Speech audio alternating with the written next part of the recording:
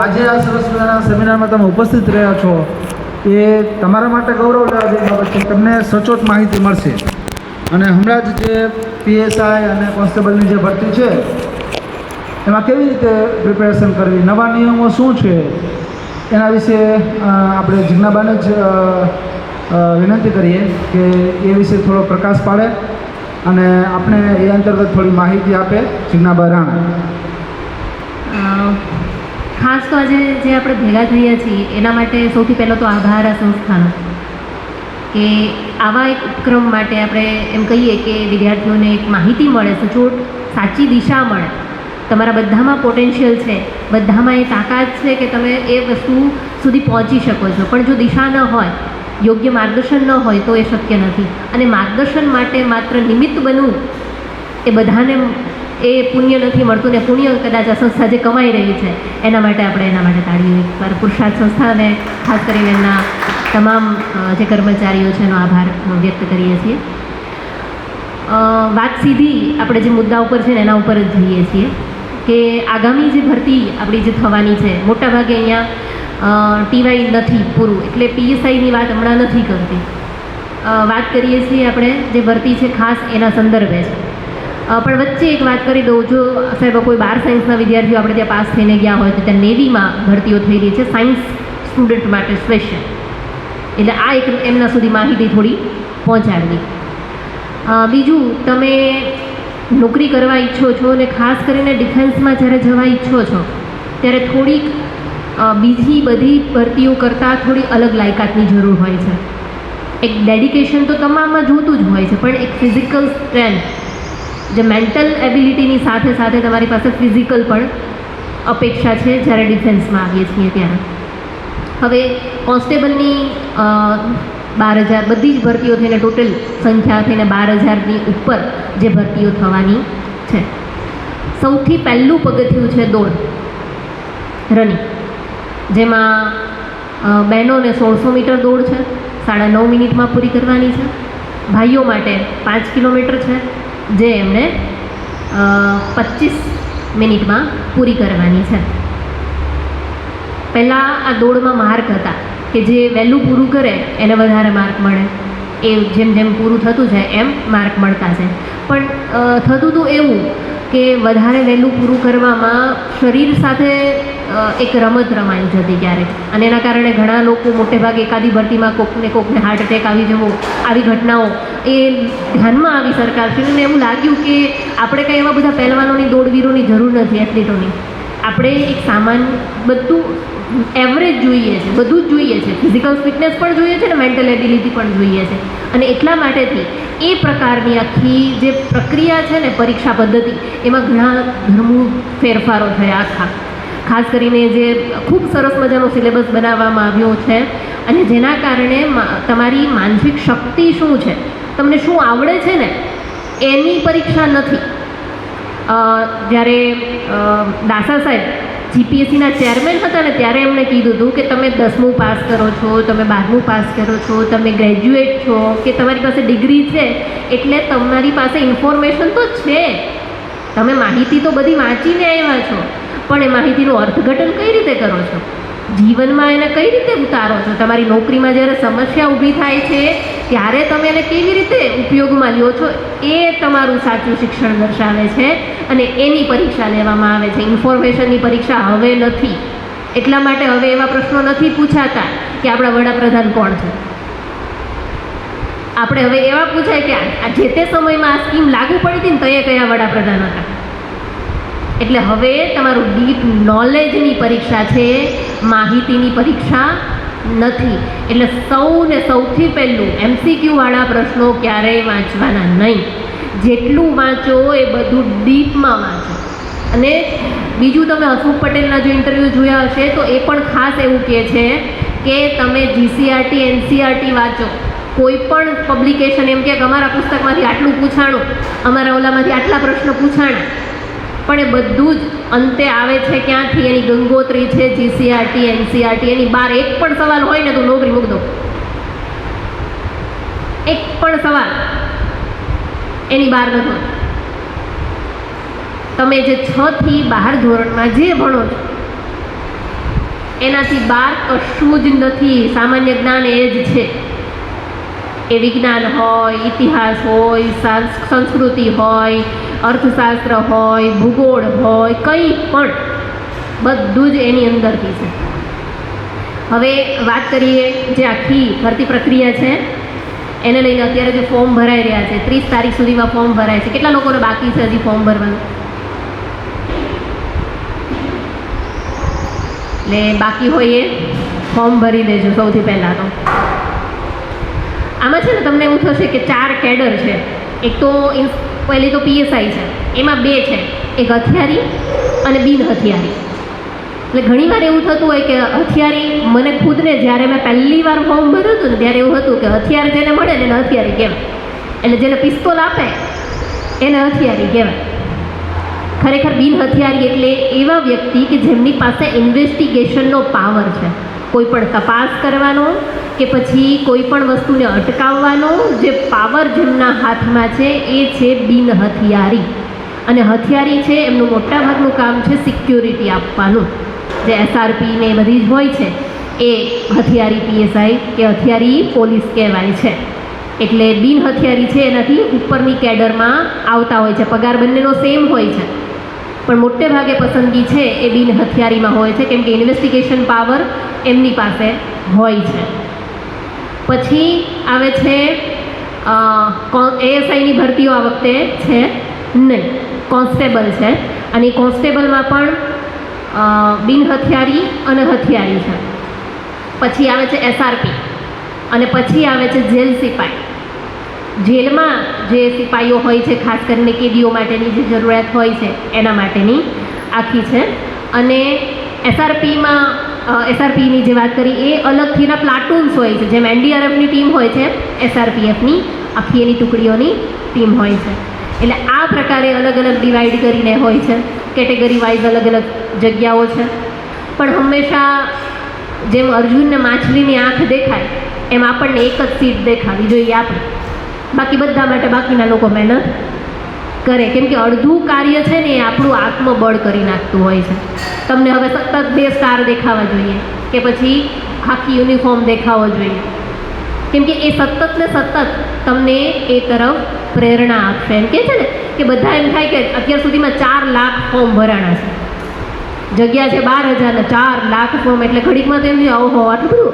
અને ટ્યુશન ક્લાસીસવાળા લાખ રૂપિયા તો ફી લે છે. તો એટલી બધી કોમ્પિટિશનમાં આપણો વારો ક્યાં આવશે?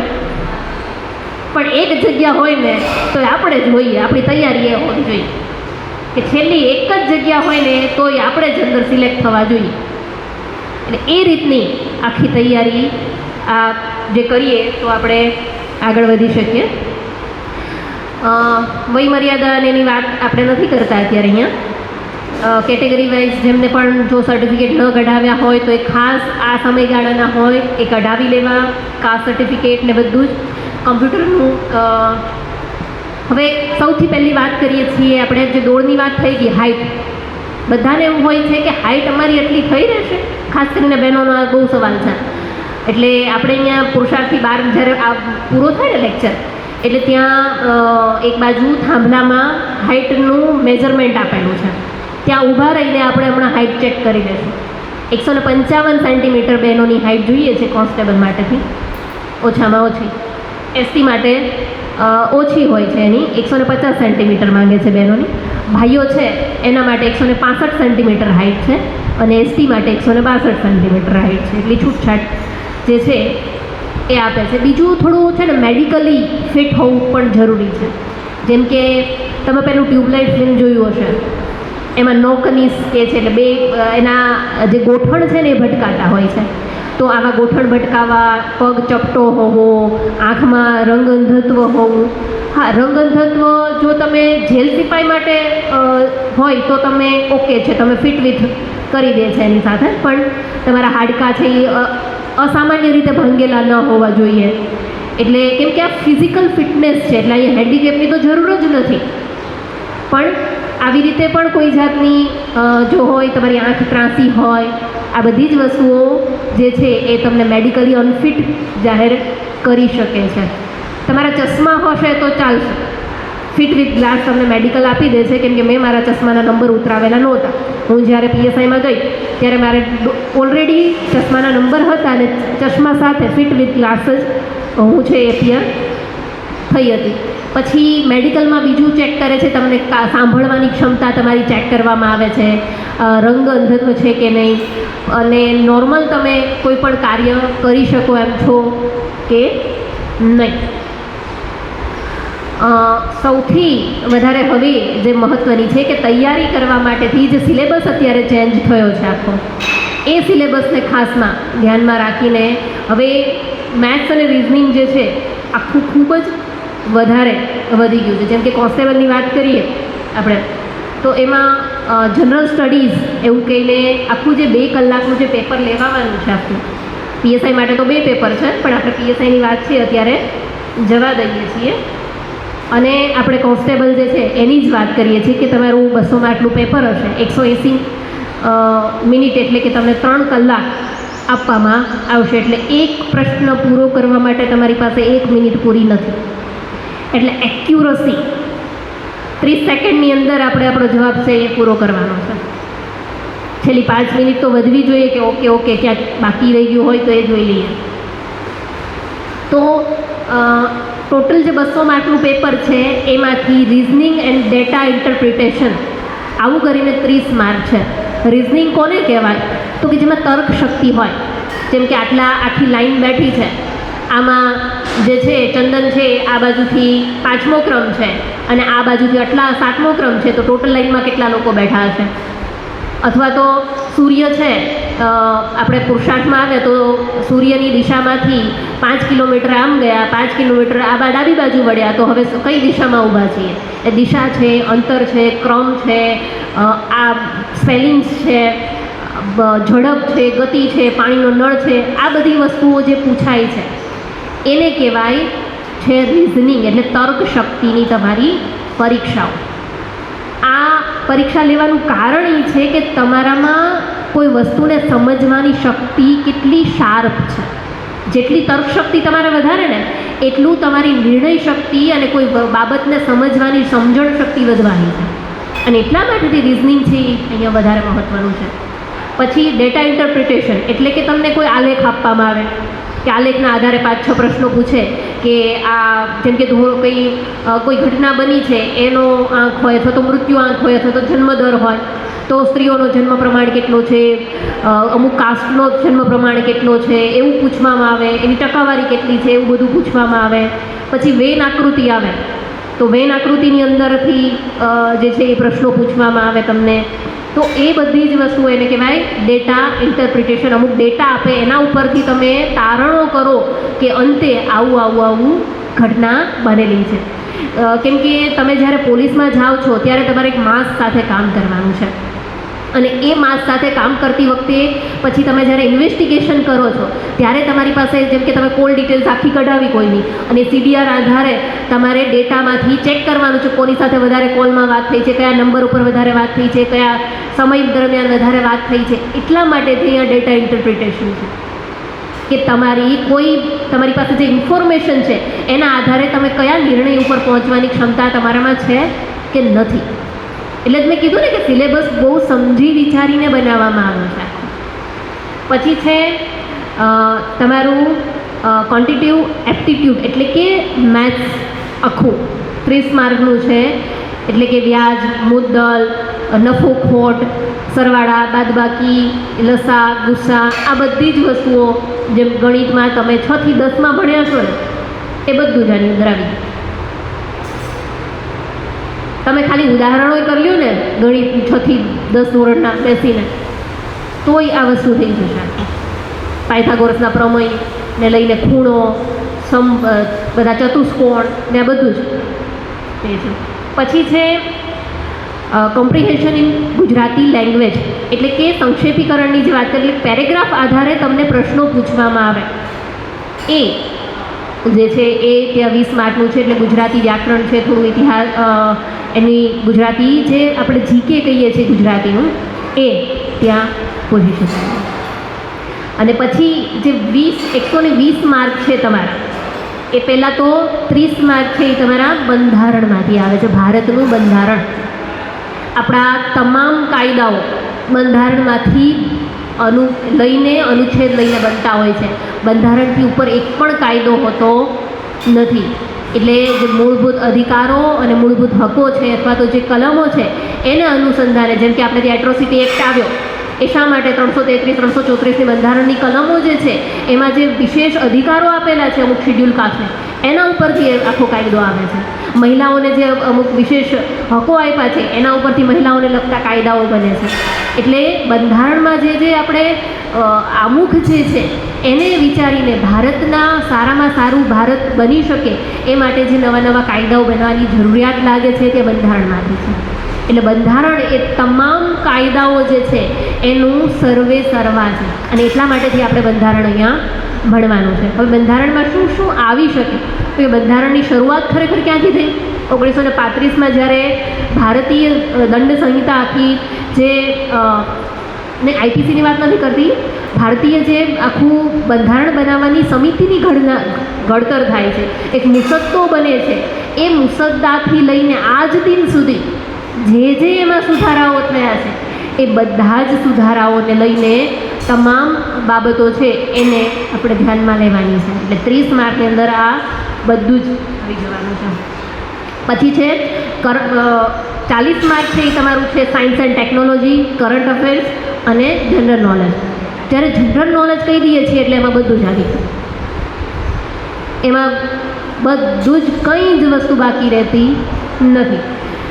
સાયન્સ એન્ડ ટેકનોલોજી, વિજ્ઞાનની વાત કરીએ છીએ તો 6 થી 12 ધોરણમાં આપણે જે વિજ્ઞાન ભણીએ છીએ કે રંગોની વિશે વાત છે કે બાયોલોજી છે, કેમિસ્ટ્રી છે, ફિઝિક્સ છે, ભૌતિક વિજ્ઞાન, જે સામાન્ય વિજ્ઞાન આપણે જેને કહીએ છીએ, જે સામાન્ય 12મા ધોરણ સુધી કોઈ પણ વ્યક્તિ 10મા ધોરણ સુધી ભણ્યું છે એ જ એની અંદર આપણે જોવાનું છે.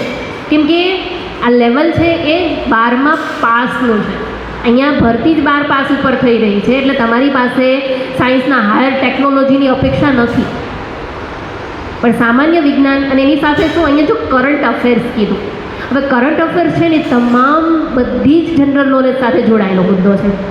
જ્યારે આપણે કરંટ છેલ્લા 6 મહિનાનું પૂછાતું હોય છે કરંટ અફેર્સ, પણ છેલ્લા 6 મહિનાની જ્યારે આપણે વાત કરતા હોઈએ ત્યારે અત્યારે જેમ કે ચાલો ચૂંટણી ચાલી રહી છે, આ કરંટ છે, તો ચૂંટણી સૌથી પહેલી શરૂ ક્યાં થઈ? વિદેશ, આખા વિશ્વમાં ચૂંટણીઓ બાબતે શું છે? ક્યાં અમેરિકામાં ચૂંટણી ક્યારથી શરૂ થઈ? સૌથી પહેલું ત્યાં કોણ હતું? ભારતની સૌથી પહેલી ચૂંટણી ક્યારે થઈ? ત્યારે વડાપ્રધાન કોણ હતું? ચૂંટણી કમિશન કોણ છે? અત્યારે ચૂંટણી કમિશનના અધ્યક્ષ કોણ છે? ગુજરાતના ચૂંટણી કમિશનના અધ્યક્ષ કોણ છે? આ કરંટ અફેર્સ છે. એવી જ રીતે ઓલિમ્પિક ચાલતું હોય તો પહેલું ઓલિમ્પિક ક્યારે શરૂ થયું? ઓલિમ્પિક સૌથી કઈ કન્ટ્રીઝ એમાં છે, એના જે રંગો છે એનો મતલબ શું છે, એમાં મોટો એનો જે હોય છે એ શું છે?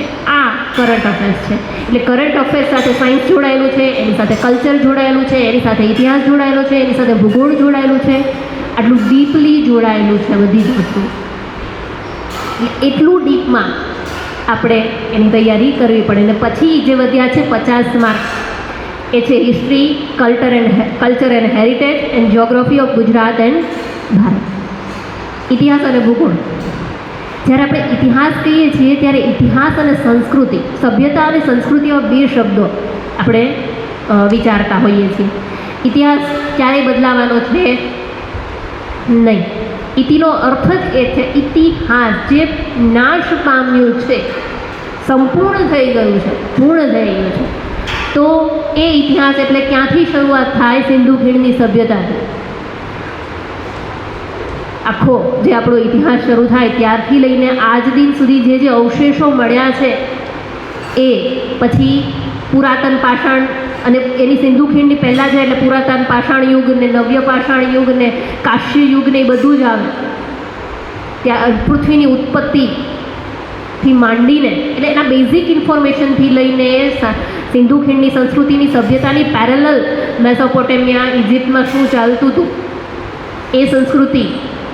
પછી ધર્મ, આપણા સંપ્રદાયો, બૌદ્ધ ધર્મ, જૈન ધર્મ, એ બધા ધર્મો, મુસ્લિમ ધર્મ, હિન્દુ ધર્મ, તો એ અને ખ્રિસ્તી, એ ધર્મોના સ્થાપનાઓ ક્યારે થઈ, એના પ્રણેતા કોણ, એમના પુસ્તકો કયા, એમની સભાઓ ક્યારે ક્યારે થઈ, પછી આખો રાજા રજવાડાઓનો યુગ આવે, મૌર્ય યુગ છે, ગુપ્ત યુગ છે, વાઘેલા સોલંકી યુગ છે આખો. પછી મોગલ કાળ આખો, મોગલ કાળ પછી અંગ્રેજોનું આગમન જે છે, પછી અંગ્રેજો સાથેનું યુદ્ધ છે, 1857નો વિપ્લવ છે કે, અને આઝાદીની ચળવળ, પછી નવું જે નવ ભારત ચળવળ આખી શરૂ થઈ, ગુજરાત નિર્માણની ચળવળો શરૂ થઈ એ, અને આજની તારીખમાં રાજકારણમાં જે કંઈ પણ ચાલી રહ્યું છે એ આજનો દિવસ પણ કાલે ઇતિહાસ થઈ જવાનો છે. એટલે જેટલા દિવસ મોડું એટલા દિવસ ઇતિહાસ લાંબો. પછી છે સંસ્કૃતિ. સંસ્કૃતિમાં આપણી ધરોહર જેને કહીએ છીએ, જે આપણને આપણા પૂર્વજો તરફથી મળી છે અથવા તો પ્રકૃતિ તરફથી મળી છે, એ બધું જ આપણું સંસ્કૃતિ છે. જેમ કે આપણા બરડો ડુંગર એ આપણી સંસ્કૃતિ છે, નવલખો મહેલ એ આપણી સંસ્કૃતિ છે, કે પછી કિલેશ્વર જોઈએ તો એ આપણું સંસ્કૃતિ છે. એટલે સંસ્કૃતિમાં ચિત્ર, સાહિત્ય, સંગીત, જે બધી કળાઓ છે ને, સ્થાપત્ય, શિલ્પ, આ બધું જ સંસ્કૃતિનો ભાગ છે. તો એ સંસ્કૃતિમાં પૂછાતું હોય કે આપણે ત્યાં સ્થાપત્યમાં કઈ કઈ કળાઓ આવેલી છે, સંગીતમાં કઈ કઈ કળાઓ આવેલી છે, ક્યાંથી કયા ઘરાના છે, આ બધું જ. પછી આવે છે ભૂગોળની વાત જે કરી કે ગુજરાતની ભૂગોળ અને ભારતની ભૂગોળ. હમણાં એક વાત થઈ રહી છે કે સાઉથ આફ્રિકાની જે ટેક્ટેટલ પ્લેટ છે, ટોટલ 7 પ્લેટ્સ છે, એ હંમેશા ખસતી રહેતી હોય છે. તો એ પ્લેટ અત્યારે તૂટી રહી છે, અને લાખો વર્ષો પછી જેમ હિમાલય બન્યો એવી જ રીતે ફરીથી એ પ્લેટ છે એ ગુજરાત સાથે ટકરાશે, અને ગુજરાત અને જે દક્ષિણ ભારત આખો છે વચ્ચે ફરીથી એક પર્વતમાળાનું નિર્માણ થશે. આ એક અત્યારે થિયરી ચાલી રહી છે, કેમ કે દક્ષિણ આફ્રિકાના 2 ભાગ થઈ રહ્યા છે. તો ભૂગોળ આ છે. વર્ષો પહેલાંની વાત કરીએ અને આજની તારીખમાં ભૂગોળ શું છે, નદીઓ ક્યાં છે, પર્વતો કયા કયા છે, એની ઊંચાઈ કઈ છે, ત્યાં શું મળે છે, ક્યાં સ્થિત છે, ત્યાંના મંદિરો કેવા છે, ત્યાંનું વાતાવરણ શું છે, ત્યાંની જમીન કેવી છે, ત્યાં ખેતી કેવી થાય છે, ઉદ્યોગો કેવા છે, ત્યાંના આ બધી જ વસ્તુઓ ભૂગોળ છે. અને ભૂગોળની તૈયારી કરવી આમ જોઈએ તો બહુ સહેલી છે. તમારે શું કરવાનું, ખાલી ગુજરાતના નકશાઓ થોડા લઈ લો, થોડા ભારતના નકશાઓ લઈ લો, એક નકશો ખાલી બનાવવાનો એકલી નદીઓનો,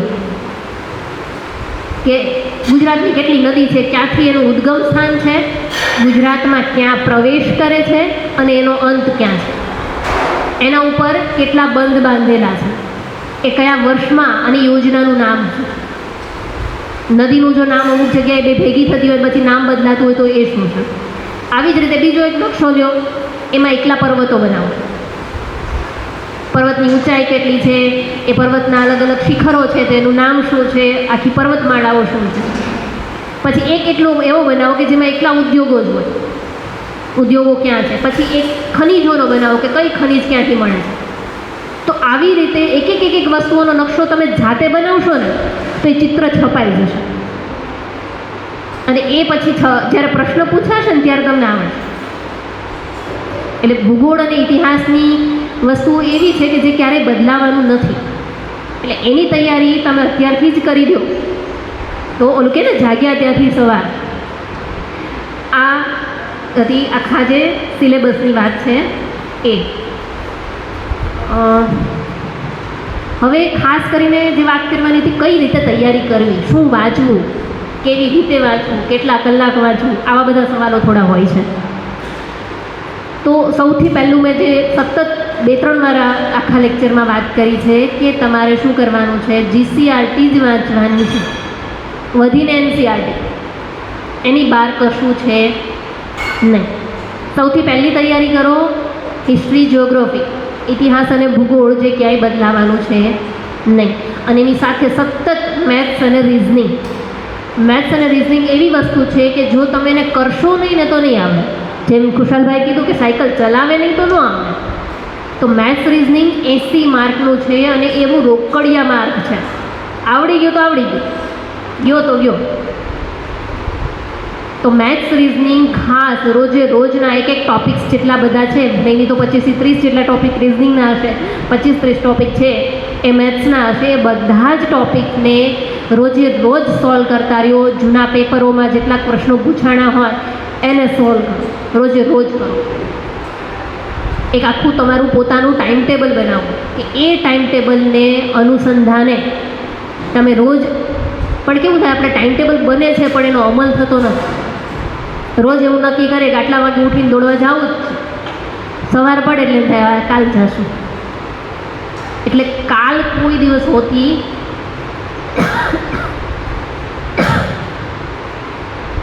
એટલે સૌથી પહેલી તૈયારી એ કરો કે મારે ખાખી યુનિફોર્મ જોઈએ છે, તો પોતાની જાતને સવાલ કરો અને ઇમેજિન કરો તમારી જાતને ખાખી યુનિફોર્મમાં, અને એ સપનું સાકાર કરવાનું છે આપણે કે જ્યારે આપણા માતા પિતાની સામે યુનિફોર્મમાં આવીએ ત્યારે એમને કેટલો ગર્વ થશે. અત્યારે આપણે મોટે ભાગે આપણા પિતાના નામથી ઓળખાતા હોય ગામમાં, પણ જે દિવસે પિતા આપણા નામથી ઓળખાય ને એ ઘડી એમના માટે કેટલી ગર્વની હોય. તો એ ઘડીનું નિર્માણ તમારે કરવાનું છે. અને જે મારા સારું શક્ય છે એ સૌને સારું શક્ય છે, આ ગાંધીજીનું વાક્ય છે ને હું પોતે આ વસ્તુ કહું છું. જો હું કરી શકું છું તો તમે કરી શકો છો. મારે 2 હાથ છે, 2 પગ છે, 2 કાન છે, 2 આંખ છે, મારી પાસે 24 કલાક છે, તમારી પાસે 24 કલાક છે. જે પાસ થાય છે નવું કશું જ નથી કરતા, એ સતત તૈયારી કરે છે. આપણે ત્યાં છે ને આરંભે શુરા કે ફોર્મ ભરી દીધો, આપણે તો તૈયારી કરીને પોલીસ થઈ જ જવું છે. એટલે આરંભમાં તો સૌ આમ છે ને એકદમ તૈયાર થઈ ગયા હોય છે, પણ થોડોક સમય જાય એટલે પછી એ જે જુસ્સો છે ને એ ઓસરી જાય. એ જુસ્સાને ઓસરવા દેવાનો નથી. તમારી પાસે ખાસો સમય છે. અત્યારે ફોર્મ ભરાઈ રહ્યા છે. છેક દિવાળી આસપાસ, હું તો કહું છું દિવાળી પછી છેક ફિઝિકલ લેવાશે, અને આવતી માર્ચ એપ્રિલમાં તમારી લેખી થશે, કેમ કે 2.5 મહિનાનો સમય ફિઝિકલ પછી આપતા હોય છે. એટલે 1 વર્ષ તમારી માટે લેખિત પરીક્ષા માટે છે. હવે કેવું થાય છે, આપણે જ્યારે પરીક્ષાઓની તૈયારી કરીએ છીએ ને ત્યારે છેલ્લા મહિનામાં જાગતા હોઈએ છીએ. છેલ્લા દિવસે મટીરિયલ માંગનારા વિદ્યાર્થીઓ છે અમારા કે મેડમોનું મટીરિયલ મોકલો ને, તો એ તૈયારીથી કદાચ તમે એકાદા પેપરમાં પાસ અહીંયા થઈ જતા હશો, કેમ કે અહીંયા તમારી સાથે કોઈ કોમ્પિટિશનમાં નથી. ત્યાં તો કેવું છે, તમારે સતત આગળ રહેવા માટે કોમ્પિટિશન કરવાનું છે, માત્ર પાસ થવા માટે નહીં. 40 માર્કે તમે પાસ તો થઈ જ જશો. તમે 200માંથી 40% લઈ આવશો તો પાસ થઈ જશો, પણ તમારે કટ ઓફમાં આવવાનું છે, અને કટ ઓફની કોમ્પિટિશન તો પોઈન્ટની રહેતી હોય છે. એટલે આપણે સતત આગળ રહેવાની આપણી કોમ્પિટિશન આપણી જાત સાથે. આજે 2 કલાક વાંચ્યું છે, કાલે 4 કલાક વાંચવાનું છે, એનાથી વધતું જવાનું છે. કે છે ને સ્ટેમિના, રનિંગમાં સ્ટેમિનાની વાત કરતા હોય છે કે આજે તમે 2 કિલોમીટર દોડી શકો તો કાલે તમે 2.5 કિલોમીટર દોડી શકવા જોઈએ, તો તમારો સ્ટેમિના વધવાનો છે. જો તમે 2 કિલોમીટર જ રહેશો તો કાચબાની ગતિએ પોલીસ નહીં થવાય. તમે કોઈ પણ બીજી પરીક્ષા પાસ કરી લેશો ધીરે નિરાતે કે જીવનમાં કંઈક બીજું કરી લેશો, પણ જો પોલીસ થવું હશે તો ચપળતા ચીતાની જોશે, જુસ્સો છે એ ઘોડા જેવો જોશે. નીચે બેસવાનું નથી, ઊંઘવાનું નથી, અને સતત ને સતત આપણો જે ગોલ છે એ સાઈડ આઉટ થવો જોઈએ નહીં. રનિંગ રોજ કરો. અત્યારે ઉનાળો છે તો વહેલા સવારે કરો, મોડી સાંજે કરો. પછી ખાસ કરીને બહેનોને ખાવા પીવામાં ધ્યાન આપો. જો તમે ફિઝિકલ સ્ટેમિના માટે તમારે જે જરૂરી છે એ પોષણ, ખાસ કરીને પ્રોટીનની આવશ્યકતા હોય છે. આપણને એનર્જી 2 રીતે મળતી હોય છે, એક તો પ્રોટીનથી અને બીજી જે એનર્જી મળે છે કાર્બોહાઈડ્રેટથી. પ્રોટીન આપણને કઠોળમાંથી મળતું હોય છે અને કાર્બોહાઈડ્રેટ છે એ આપણને અનાજમાંથી મળતું હોય છે. તો ચણા છે, પલાળેલા છે, કે કોઈ બીજું કઠોળ છે જે ફણગાવીને રોજ સવારે ખાવું જોઈએ, થોડું. આપણું હોજરી જેટલું સહન કરી શકે ને એટલું. પ્રોટીન છે એ ક્યારેય ડાયજેસ્ટ થઈને એનો ઉપયોગ કરવો જ પડે એ દિવસમાં, નહીંતર એ કિડનીને ડેમેજ કરે. એટલે એટલું જ પ્રોટીન લેવું જોઈએ જેટલું તમારા શરીરને જરૂર છે. એનાથી વધારે તમારે કઠોળ લેવાની જરૂર નથી. એટલે મુઠ્ઠી એક રોજ કઠોળ પલાળી દેવાનું, રોજ ખાઈ લે. કેળા ખાઓ, દૂધ ખાઓ, ખાસ સવાર સાંજ રનિંગ કરો. રોજના અમુક કલાકો છે એ કાઢી લો તમારા રીડિંગ માટે. બીજું, તૈયારી કરો, ગ્રુપમાં તૈયારી કરો, ડિસ્કશન કરો. મેં વાંચ્યું, એકવાર તમને કીધું તો હવે મને પાક્કું થઈ ગયું. તો તમારે કોઈ પણ વસ્તુને પાકી કરવી છે ને, તો એક તમારો વિદ્યાર્થી ગોતી ગયો. એટલે તમારો સહપાઠી સાથેનો વ્યક્તિ છે એની સાથે હંમેશા ડિસ્કશન કરો કે આજે આવી ઘટના બની, તને ખબર છે યુદ્ધ ક્યારે થયું હતું, આપણું પ્લાસીનું યુદ્ધ ક્યારે થયું હતું, એમ કરીને આખી વાર્તા કહો. ઇતિહાસને પણ વાર્તાની રીતે જુઓ. ઇતિહાસ હંમેશા બધાને છે ને અઘરો લાગતો હોય છે.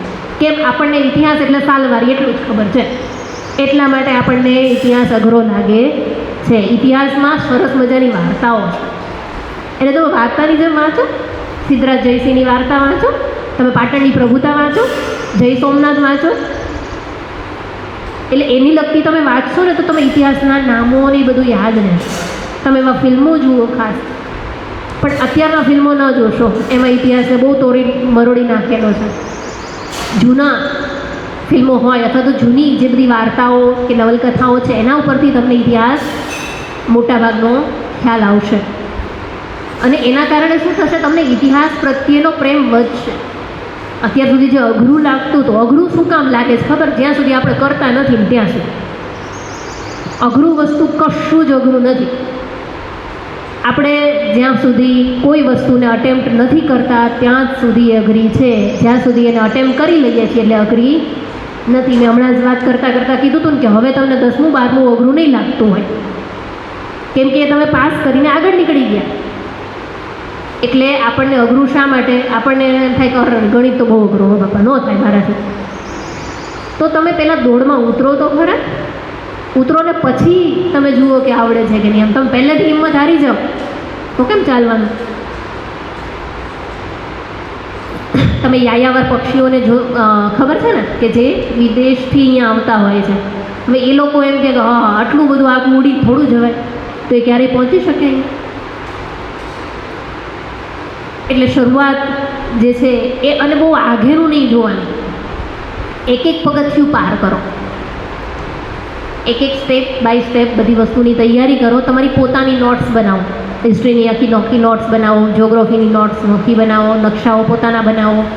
તમારું કરંટ અફેર્સ રોજે રોજનું કરો, એની આખી નોટ્સ નોખી બનાવો. એટલે એ તમને છેલ્લી ઘડીઓમાં જ્યારે તૈયારી હશે ને ત્યારે એ વસ્તુ કામ લાગશે. મેગેઝિન્સ, છાપા, ન્યૂઝપેપર ખાસ વાંચો. અને ન્યૂઝપેપરમાં એવું નહીં વાંચવાનું કોનું મર્ડર થઈ ગયું, કોનું એક્સિડન્ટ થઈ ગયું. ખાસ કરીને ચોથા પાંચમા છઠ્ઠા પાનો એક હોય છે જેમાં સ્પોર્ટ્સ એક્ટિવિટીઝ આવે છે, અમુક ઘટનાઓ વિશ્વની જે બની રહી છે એ આવે છે. એને લઈને ડિસ્કશન કરો.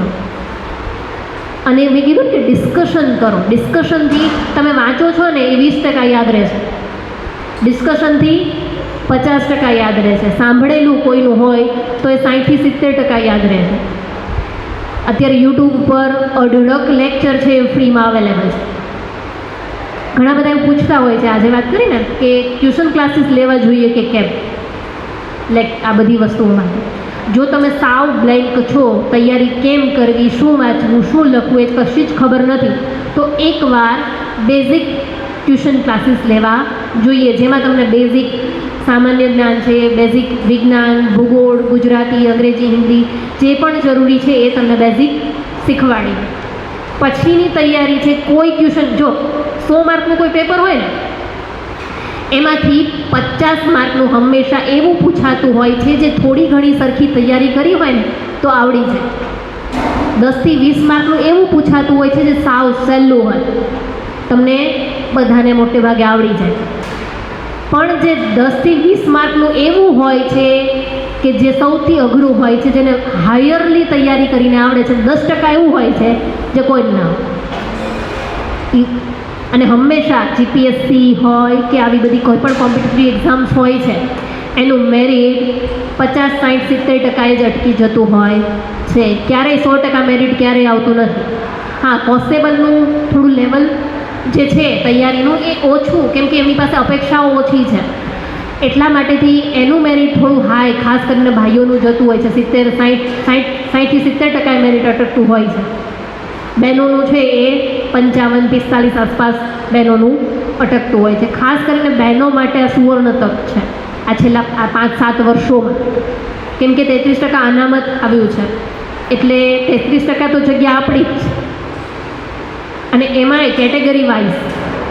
અને ખાસ કરીને હું ઘણીવાર વાત કરતી હોઉં છું કે અહીંયા એક તો ચારણો મરાઈ જાય છે હાઇટનો, એક ચારણો મરાઈ જાય છે દોડનો, એટલે ફિઝિકલ અને હાઇટમાંથી બહાર નીકળેલા જ પછી એની હારે જ કોમ્પિટિશન કરવાનું છે. એટલે થોડીક તૈયારી કરો, થોડુંક મહેનત કરો ને તો યુનિફોર્મ તમારો પાક્કો છે. એટલે બહેનો માટે ખાસ, ભાઈઓ માટે કોમ્પિટિશન બહુ ટફ છે. એટલે જો એ અત્યાર સુધીમાં 10 કલાક વાંચતા હોય તો 12 કલાક વાંચવા માંડો. અને ઘણીવાર શું થાય છે, આપણે એમ કહીએ છીએ કેટલા કલાક વાંચવું જોઈએ. હું એમ કહું છું કેટલા કલાક વાંચ્યું એ વધારે મહત્ત્વનું નથી, એમાંથી તમને સમજાયું કેટલું, તમને યાદ કેટલું રહ્યું. થોડું પ્રાણાયામ અને ઓમકાર કરો જેનાથી તમારે એકાગ્રતા વધે, ખાસ કરીને ભ્રામરી પ્રાણાયામ જે તમારી એકાગ્રતાને વધારશે. થોડા ઓમકાર કરો, થોડું ધ્યાન કરો.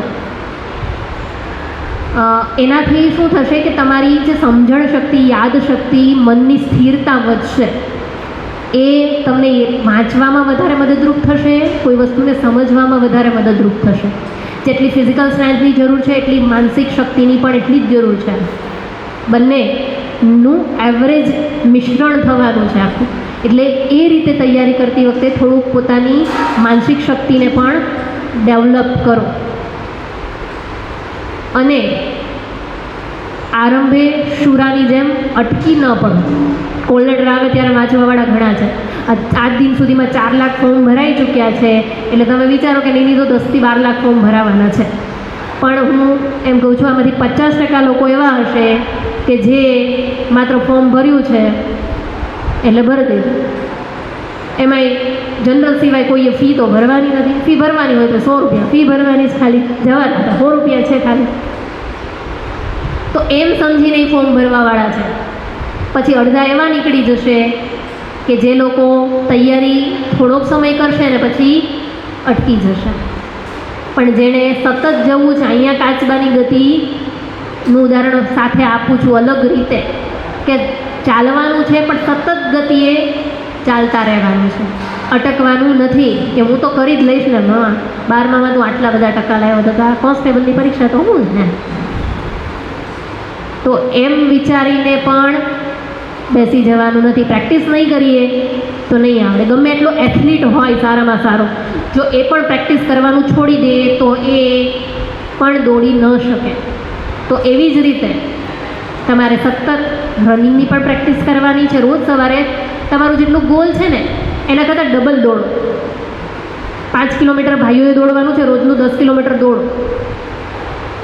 1600 મીટર રોજનું દોડવાનું છે, 5 કિલોમીટર દોડો રોજનું બહેનો. એનાથી સ્ટેમિના બિલ્ડઅપ થશે. તમે 5 કિલોમીટર દોડવા માટે પેલું 2.5 કિલોમીટર છે ને એ તો તમે બહુ આરામથી પૂરું કરી લેશો. એટલે એના લીધે તમારે 1600 મીટર જે છે ને એ આરામથી પૂરું થઈ જશે. એટલે જેટલો ગોલ છે એનાથી ડબલ રોજનું દોડવાનું રાખો. શરૂઆતમાં થોડું એવું થશે, થોડું હાલો. શરૂઆતમાં તમને એવું લાગશે કે હું 100 મીટર 200 મીટર 1 કિલોમીટર દોડીને ઊભી રહી ગઈ. પહેલાં બીજા દિવસે એવું થશે, પણ એનાથી અટકવાનું નહીં. જ્યાંથી તમને એવું થાય કે હવે મારાથી નહીં દોડે, અને પછી તમે તમારા મનને દોડાવીને રાખો છો ને, એ તમારો સ્ટેમિના બિલ્ડઅપ કરે છે. આજે 4 રાઉન્ડ મેં માર્યા, પછી એમ થઈ ગયું કે હવે મારો પગ નહીં જ હાલે અને છતાં હું દોડું ને તો હું 5 રાઉન્ડ મારી જાઉં ને બીજે દિવસે મારા માટે 5 રાઉન્ડ સાવ સહેલા છે. એ તમારો સ્ટેમિના બિલ્ડઅપ કરે છે. ખાસ બહેનો માટે હું કહું છું. ભાઈઓ માટે રનિંગ બહુ ઇઝી છે એમને, કેમ કે એ ફિઝિકલ ફિટનેસ પ્રકૃતિએ જ આપેલી છે. બહેનો આપણે એટલું ફિઝિકલ ફિટનેસ કરતા નથી હોતા, એટલે એ માટે થોડી મહેનત કરવાની છે. એટલે આ બંનેની તૈયારીઓ સાથે શરૂ કરી દો. અને કોઈ જ વસ્તુ અઘરી નથી, કોઈ જ વસ્તુ છે એ ઇમ્પોસિબલ છે નહીં. અને કહે છે ને, કોણ કહેતા है आसमान में सुराग नहीं होता, एक पत्थर तो तबीयत से उछालो यार. હવે કોઈના પ્રશ્નો હોય તો એ લઈએ.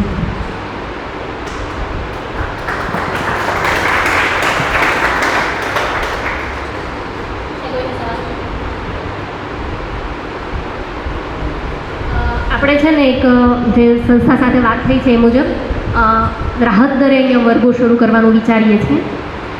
એના ઓપ્શન પણ વિચારીએ છીએ કે અહીંયા જ રહીને પણ કરવું કે પછી માત્ર તમે અહીંયા આવીને તૈયારી કરો. આ બંને ઓપ્શન ખુલ્લા રહેશે. માત્ર ટોકન ચાર્જ ઉપર જે કંઈ ખર્ચ થાય છે એ જ તમારી પાસેથી લેવાનો થશે, વધારાની ફીસ કોઈ જ નહીં. એટલે બંને ઓપ્શન ખુલ્લા રહેશે. એટલે મોટાભાગે જો તમે રજિસ્ટ્રેશન કોણે નથી કરાવ્યું આમાંથી, એટલે કાગળ ઉપર તો કર્યું ને ફરીથી, હા એ થઈ ગયું. મોબાઈલમાં ન કર્યું હોય ને અહીંયા આવીને કર્યું હોય સ્પોટ ઉપર તો તમને એ જાણ કરવામાં આવશે.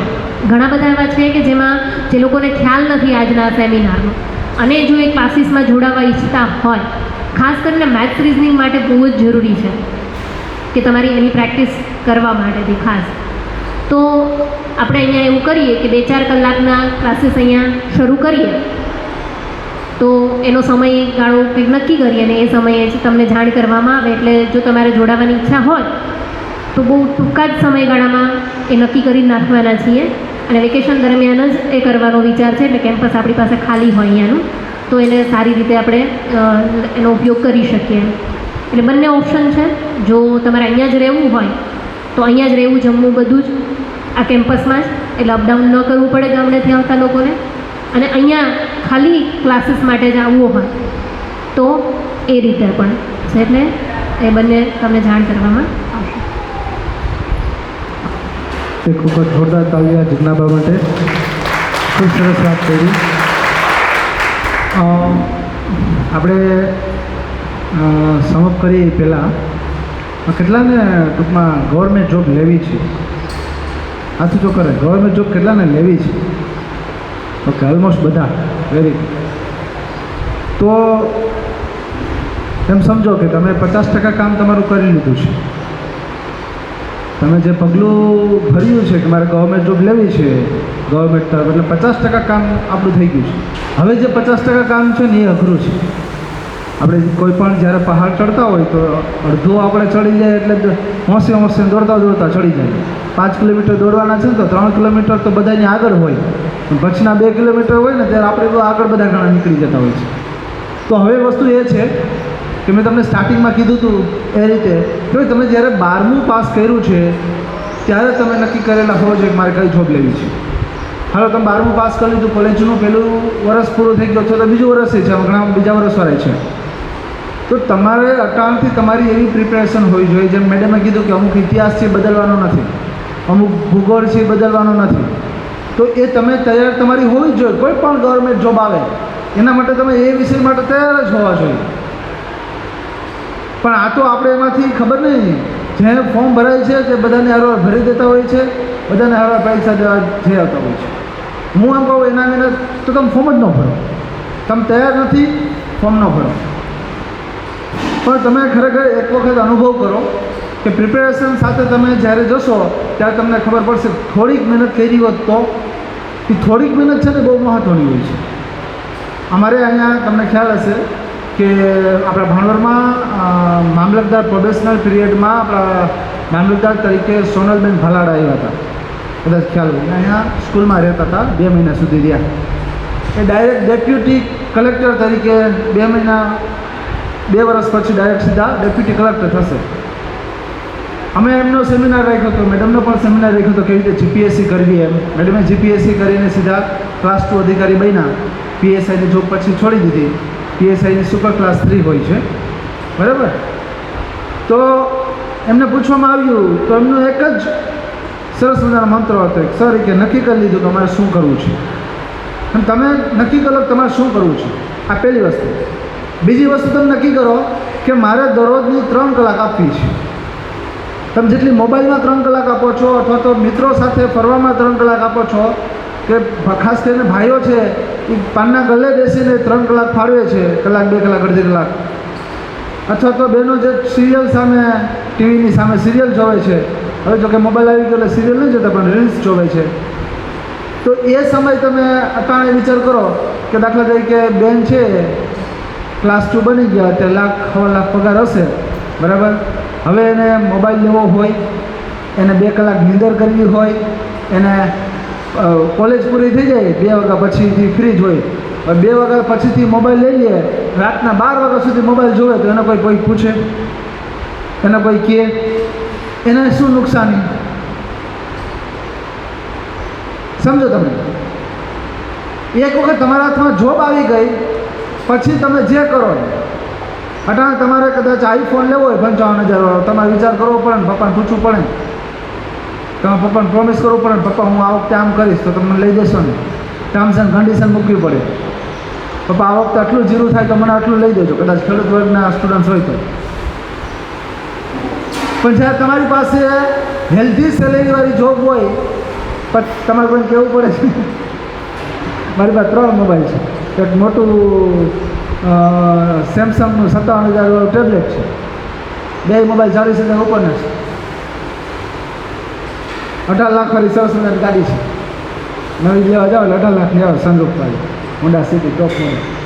હવે મારે કોઈ પાસે કહેવા ન જવું પડતું, કહેવાનો મતલબ એમ છે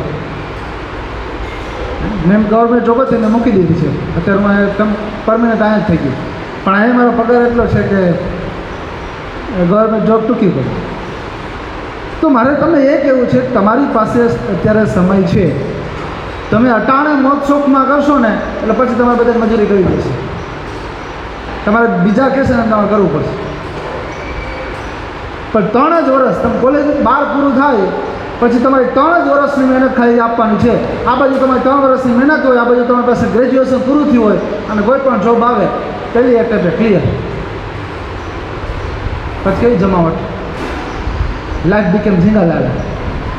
પણ આપણે અટાણે એમ સમજીએ છીએ કે ના કોલેજમાં મજા કરવી જોઈએ, જલસા કરવી જોઈએ, કોલેજનો ટાઈમ પછી થોડો મળવાનો છે. આ બધી માનસિકતામાંથી બહાર નીકળો, કેમ કે તમે 3 વર્ષ પછી કોલેજ પૂરું કરશો ત્યારે કઈ જોબ બંધ થઈ જશે, કદાચ જોબ પણ નહીં મળે. કોને ખબર? તમને આજથી 5 વર્ષ પહેલાં ખબર હતું કે યુટ્યુબર તમે બનો તો સારામાં સારા રૂપિયા કમાઈ શકો? હવે ખબર પડી તો પહેલાં જે યુટ્યુબર હતા એ તો લાખોપતિ છે, અને હવે આપણે યુટ્યુબર તરીકે બનવા જાય છે અને આપણો ટાઈમ વેસ્ટ થાય છે, હવે મળતું નથી. યુટ્યુબર છે ને પૂછી લેજો કે ઘણા બંધ કરીને બેસી ગયા છે. તમને ખબર હોય તો પહેલાં ખબર હતું કે દાખલા તરીકે જ્યારે આપણે આ ઇન્સ્ટા આવ્યું, રીલ્સ આવ્યું, એ પહેલાં શું હતું ખબર? ટિકટોક.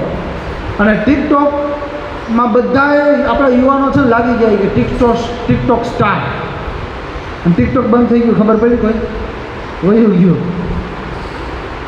એટલે ક્યારે શું બંધ થઈ જશે એ ખબર નહીં પડે, પણ તમારી પાસે પરમાનન્ટ જોબ હશે તો તમે સેટ હશો. ખ્યાલ આવે તમને પહેલાં ખબર હતી? પહેલાં તો ચા છે ને મફતમાં પીવડાવતા, ઘરે ધરા બળકી તેરી અને ગાવો બેસો ચા પાણી પીએ. ગામમાં કોઈ પણ મહેમાન આવ્યા હોય તો કોઈ પણ ફલાણા ભાઈને, હા એ ભાઈ તો અહીં રહેતા હતા પણ હવે નથી રહેતા, તમે કે હું અહીંથી છું, લે હા ત્યાં તો અમારે છે, આવો ઘરે બેસો ચા પાણી થાય. અને હવે ચાના સરસ મજાના હોટેલો અને રેસ્ટોરન્ટો ચાના ખુલી ગયા છે, કાફે, ટી કાફે. ક્યારે કઈ જોબ આવે છે એ તમને ખબર નથી. એટલે તમારે આવનારા 5 વર્ષ પછી શેની ડિમાન્ડ હશે એ તમને ખબર હોય છે. મોટાભાગના વિનિમય કોલેજના ત્યાંથી આવે છે, એટલે આર્ટ્સ ફેકલ્ટીના મોટાભાગના સ્ટુડન્ટ્સ હશે. તો તમે વિચાર્યું છે કે પછી હું શું કરીશ કોલેજ પછી?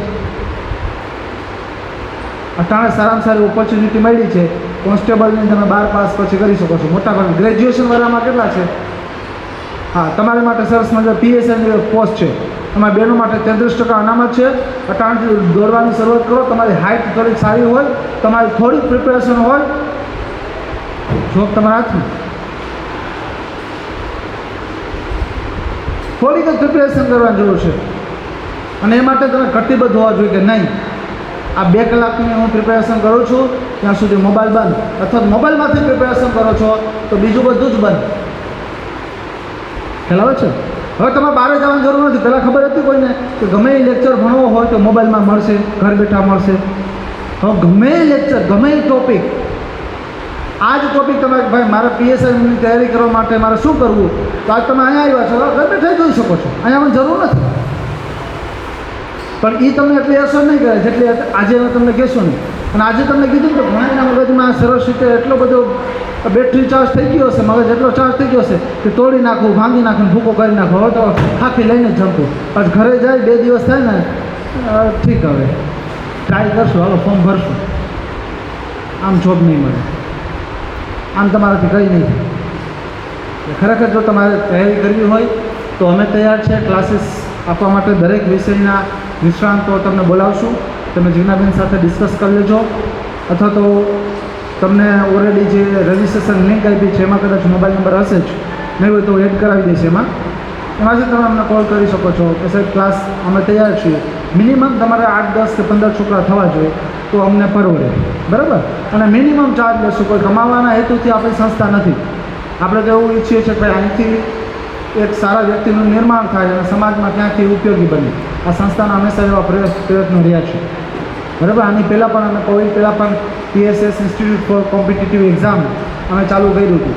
અને ત્યારે બરાબર 2017થી સ્ટાર્ટ કર્યું હતું, 2 વર્ષ બરાબર ચાલ્યું. અને એમાં ઘણા બધા શિક્ષક છે એ બની ગયા. હવે તમે આમ મોટાભાગના આર્ટ્સવાળા છે એમ વિચારતા હશો ચાલો ગ્રેજ્યુએશન થાય પછી કંઈ નહીં મેળવે ને તો આપણે B.Ed કરી લઈશું. અને B.Ed કરી લીધું પછી કંઈ નહીં મેળવે તો શિક્ષક તરીકે લાગી જશું. ફોર યોર કાઇન્ડ નોલેજ 2 વર્ષ કે 3 વર્ષ પછી શિક્ષકની જોબ પણ એક ગૌણ બની જવાની છે. આ ફાઇનલ છે, બરાબર. ડિસ્ટન્સ લર્નિંગ હવે આવી ગયું છે, AI આવી ગયું છે, બધું જ ઘર બેઠા થશે. સમજાય તમને? એટલે થોડું તમારી પાસે ઓપોર્ચ્યુનિટી સારી છે, થોડું વિચારો અને આગળ વધો. અમે આશા રાખીએ કે તમારી જનરલ પ્રિપેરેશન એવી હોવી જોઈએ કે કોઈ પણ જોબ આવે વી શુડ બી રેડી. ગમે તે જોબ ગવર્મેન્ટની જાહેરાત આવી આપણે તૈયાર હોવા જોઈએ. તો જનરલ સ્ટડી માટે જેમ કે બેને વાત કરી રિઝનિંગ, તો રિઝનિંગમાં તમે ઝડપ, ગતિ, બરાબર, પછી ઘણા બધા ટૉપિક બેને બોલ્યા હતા એ ટૉપિક તમારા ક્લિયર જ હોવા જોઈએ.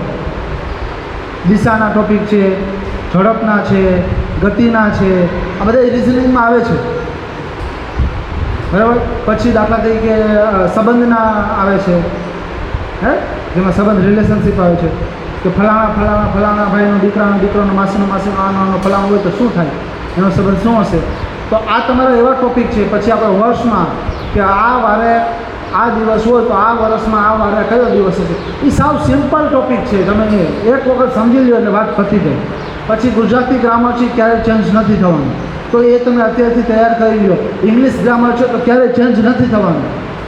તમે એ 5મામાં ભણતા હતા, 10મામાં ભણતા હતા, 12મામાં ભણતા હતા, કોલેજમાં ભણો છો તો તમે વિચાર કરો કે આપણે કેટલા એમાં નબળા છીએ કે આપણે એને તૈયાર નથી કર્યું. તો બદલવાનું જ નથી. કાળ બદલા, તમે જુઓ, આર્ટિકલ બદલા, adjective, adverb, preposition, conjunction, parts of speech છે 8 એમાંથી 1 કે 2 માર્ક્સનો પ્રશ્ન ગ્રામરનો આવે છે. કોઈ પણ એક્ઝામ લઈ લો તો ચેન્જ જ નથી થવાનું. તો એની તૈયારી આપણે કેમ કારણથી ટોપિક ક્લિયર નથી આપણા મગજમાં.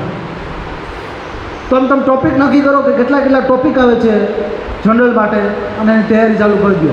એક ટોપિક ક્લિયર કરતા જાઓ, સેલ્ફ લર્નિંગ કરતા જાઓ, જરૂર પડે તો ક્લાસીસ જોઈન કરો. કમસે કમ 3 કલાક, 24 કલાકમાંથી 3 કલાક પ્રિપેરેશન માટેની આપો. અને પછી જો તમારી પાસે 2 કે 3 વર્ષની આ કન્સિસ્ટન્સી પ્રિપેરેશન હશે તો તમારા હાથમાં ગવર્મેન્ટ જોબ હશે. કન્સિસ્ટન્સી એટલે શું, એનું એક્ઝામ્પલ આપું કે દાખલા તરીકે તમે દરરોજ દાંત સાફ કરો છો એટલે તમારા દાંત સાફ છે. પણ 1 દી કરો, 2 દી ન કરતા, 3 દી કરો, 4 દી ન કરતા, એવા પીડા થઈ જશે કે પછી તમારે ડેન્ટલ પાસે જવું જોઈએ તો જ ક્લીન થશે, તો ક્લીન નહીં થાય. આ દરરોજ દાંત સાફ કરો છો ને, તમે કોઈ બતાવવા જવું છે કે જો મેં દાંત સાફ કર્યા છે, તોય કરો છો ને સવારમાં ઉઠીને વિધાઉટ એની ગોલ એમ. દાંત સાફ કરવાનું રીઝન શું છે? કોઈ પૂછવામાં આવે કે વાસ ન આવે, એ તો સરસ મજાનો કોકરો કર્યો તોય નહીં આવે, તો બ્રશ શું કામ કરો છો? અલગ અલગ ટૂથપેસ્ટ વાપરો છો સુગંધવાળીને. કન્સિસ્ટન્સી છે. તમે આજે થોડું વધારતા જાઓ તો તમારું અલ્ટિમેટ રિઝલ્ટ રહેશે જબરદસ્ત, ભૂકા બોલાવશે. પણ નિયમિત હોવું જોઈએ. શું હોવું જોઈએ? નિયમિત.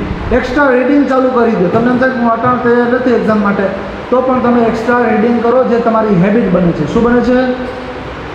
હેબિટ. તમારી કોલેજની લાઇબ્રેરીમાં, સ્કૂલની લાઇબ્રેરીમાં ગમે ત્યાંથી એક બુક લો, એમેઝોનમાંથી મગવી લો, સારામાં સારા બુક અડધી કલાક ડેઈલી વાંચો અને મોબાઈલને મૂકો સાઈડમાં. રાઈટ? મોબાઈલે કોઈને કંઈ આપ્યું નથી. આપ્યું છે એવા 105% માન છે. અને તમારે એ માટે પછી પૂરેપૂરા સમર્પિત તમે હોવ તો થાય. એના માટે તમે 5 વર્ષ 10 વર્ષ કાઢ્યા હોય તો થાય. નકર કંઈ મોબાઈલ આપ્યું નથી. હા, તમે સારા ઉપયોગ માટે કરતા હોય તો વસ્તુ અલગ છે. એટલે મેડમે ઘણી વાત કરી છે કે કેવી રીતે નવા નિયમો બદલી ગયા છે. આ વખતે આઈપીસી કલમ સીધી નીકળી ગઈ છે. સીધી દોડમાં જે માર્ક્સ હતા એ નીકળી ગયા છે. માત્ર ખાલી દોડ જ પૂરી કરવાની છે.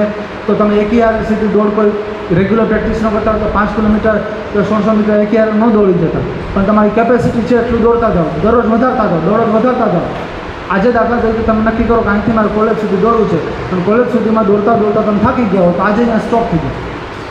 કાલે એનાથી થોડું વધારે કરો, કાલે એનાથી થોડું વધારે કરો.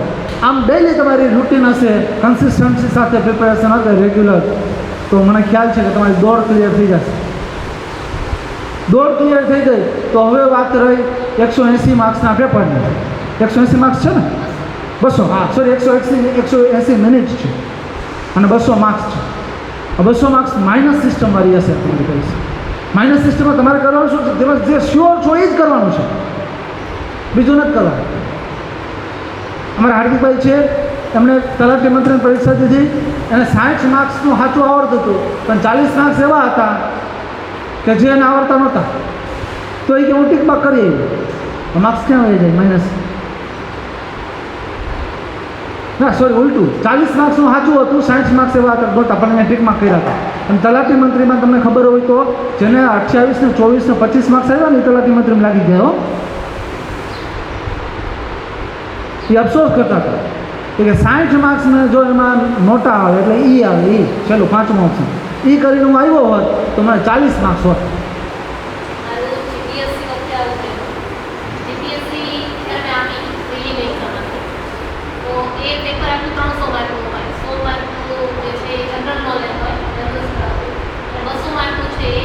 સબ્જેક્ટ હવે હું જ્યારે એક્ઝામ આપવા ગઈ ત્યારે ટ્રેનિંગ હતી પીએસઆઈ, એટલે હું એક્ઝામ આપવા ગઈ એટલે મને અગાઉ 2-3 એક્ઝામ આપે એટલે મેં શું કર્યું કે મને એક્ઝેક્ટ એવું લાગતું કે આટલા જ મને આવડે. મેં 180 સિલેક્ટ કર્યા, 300માંથી 180 જ મેં સિલેક્ટ કર્યા. મેં રિસ્ક લીધું. બહાર નીકળ્યા બધા કે મારા 200 માર્ક, મારા 250 માર્ક. આન્સર કી આવી એટલે બધાને માઇનસ થઈ જઈને 100 ની અંદર ગયા ગયા, મારે 150 માર્ક હતા. કદાચ બધા 180માંથી ખોટા પડ્યા એ બધા માઇનસ થઈ 150 આવી ગયા. અને જીપીએસસીનું મેરિટ ક્યારે 50%થી ઉપર થતું જ નથી. ઉપરની વાત એનું લેવલ એટલું હોય. Highest mark 170. બરાબર. એટલે તમારે નક્કી એ કરવાનું, શ્યોર જ હોય એ જ તમારે ટીક માર્ક કરવાનું. બરાબર. વધારે આપણે જો ક્લાસ શરૂ થશે તો તમને એની પ્રેક્ટિસ અમે કરાવશું કેવી રીતે. શ્યોર નથી, અઠે કઠે આપણે એમ કહીએ નહીં એવું કરવાનું. ઘણા એવું વિચારે કે ના સાહેબ 10 સિલેક્ટ કરીએ, બરાબર, હવે એક તમારો ખોટો પડે તો કેટલા માઇનસ થાય ખબર છે? 0.25. તો કે સાહેબ આપણો એક સાચો પડી જાય કે બીજા 3 ખોટા પડે તો એ બરાબર થઈ ગયા. એમ ન વિચારો. એમાંથી એક સાચો ન પડે તો MCQ સિસ્ટમમાં સૌથી વધારે હોશિયાર હોય, ટેલેન્ટેડ હોય એ માર ખાઈ જાય છે. કેમ કે એ કન્ફ્યુઝ થોડા થાય કે આ આવે કે આ આવે, આવે કે આવે. શ્યોર ન હોય એટલે સિલેક્ટ કરીને આવે. તમે બધા પરીક્ષા આપતા હશો જો MCQમાં જ તમારા વધારે માર્ક્સ કપાશે, ડિસ્ક્રિપ્ટિવમાં ન કપાતા. એમાં તમારી મૌલિકતાથી તમે ખૂબ સારું લખી શકો છો. એટલે આ ડિસિઝન પાવર તમારો પાવરફુલ હોવો જોઈએ પરીક્ષામાં. શ્યોર હોય તો જ કરવું. માઇનસ સિસ્ટમ વાળું હોય એમાં કરવું જ નહીં. ખોટું રિસ્ક જ ન લેવું. કોઈને ખબર નથી કે તલાટીમાં જેને SC STમાં જેને 20 માર્ક્સ ને 21 માર્ક્સ હશે ને એ આવી જાય. 20 અને 21 માર્ક્સ પર આવી જાય તલાટી મંત્રી. વિચાર કરો. હવે એ 20 માર્ક્સ તો શ્યોર હોય ને, આપણે 21 માર્ક્સ શ્યોર કરીને આવી આવ્યો તો ખ્યાલ આવે તમને? બરાબર. તો સરસ, આજે તમે આવ્યા આ બદલ તમારો પણ ખૂબ ખૂબ આભાર. અને તમે આવ્યા એના ઉપરથી અમને એવું લાગે છે કે તમે તમારા ભવિષ્ય માટે કન્સર્ન છો, તમે ચિંતિત છો. તો ચિંતિત છો તો હવે કંઈક ચિંતન કરો, મનન કરો. અને હવે મોડું નથી, જાયગા ત્યાંથી સવાર અને પ્રિપેરેશન ચાલુ કરી દો. બધા કરતાં ડિફરન્ટ બનો, બીજા જેમ કરે છે એમ નહીં. બરાબર. એટલે હજી તમારી પાસે સમય છે. બધાને બેસ્ટ ઓફ લક. ફોર્મ ન ભર્યા હોય તો ફોર્મ ભરી દો અને સ્ટાર્ટ પ્રિપેરેશન. તમે જાતે પણ કરી શકો છો. અને એમ થાય છે જાતે અમે નથી કરી શકતા અમે એવા માહોલમાંથી આવીએ છીએ કે હારા એટલા એડિક્ટિવ થઈ ગયા છે ફોનના અને મિત્રોના અને બહાર જવાના ઘરે ટકવામાં એક જગ્યાએ બેસવામાં અમે હેબિચ્યુડ નથી. તો અમને 2 કલાકનું ટ્યુશન અમે વ્યવસ્થા કરો તો we are ready to provide you the tuition class. અમે તૈયાર છીએ તમને ટ્યુશન ક્લાસ પ્રોવાઈડ કરવાનું. બરાબર, તમારું આયોજન જે પણ હશે એ આપણે અમે અહીંથી વ્યવસ્થા કરશું. આપણે બધા રાષ્ટ્રગીત ગાન સાથે આપણે છૂટા પડીશું. એક સાથે આપણે ઊભા થઈએ. બરાબર.